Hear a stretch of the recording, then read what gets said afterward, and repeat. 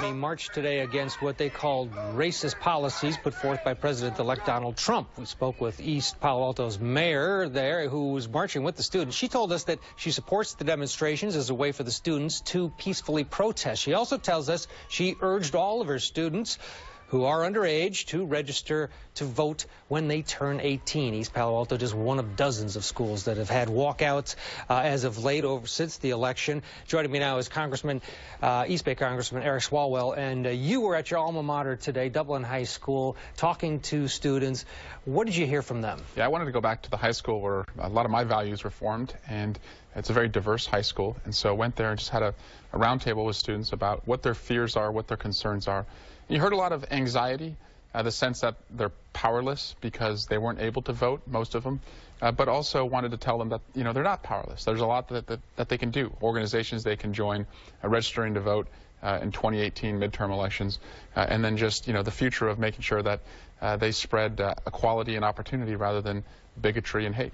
It is amazing how young people have reacted around the country. You know, a lot of times I think as adults we think, oh, these kids aren't paying attention. But you saw something different today. It's amazing. I graduated there in 1999 and had nothing close to the access to information that they have. And they talked about that, what they saw on social media. And, you know, this generation, they're the largest generation in America, the most educated and the most diverse. So people today were telling me, you know, that they have heard family members talk about the fear of being deported or people being targeted because of what religion they practice. So when Donald Trump has talked about deporting Mexicans or targeting Muslim Americans, those are people that these individuals are or they know.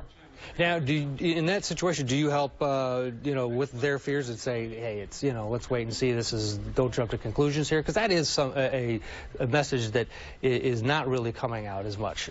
Yeah, so I always tell people you have to take someone at their word and prepare for that. And so what I'm telling them, though, is we're not powerless. You know, we have a Congress that can stand up to the president. We have the courts and organizations that can defend immigrants and defend Muslim Americans. And so I'm looking forward to going back to Washington, D.C. and not just agonizing over what happened, but, you know, putting everything I have and everything that the people in our district have to try and shape what's next and make it more positive. You did spend the week in D.C. What's the temperature there with Democrats? Well, you know, right now Democrats, we're reorganizing, not re-agonizing. And that, I think, is going to be key for what's ahead. And, you know, understanding why 6 million people who did not vote this time around but did in 2012, what can we do to make them believe that they can be a part of shaping the future? Also reaching out to working class folks in the Steel Belt, Pennsylvania, Michigan, Ohio, Wisconsin. I think that has to be looked at. But also knowing that what Donald Trump has put forward so far,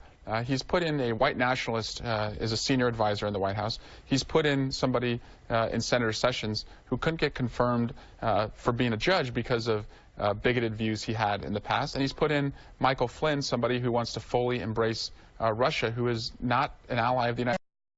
So there's a fight ahead.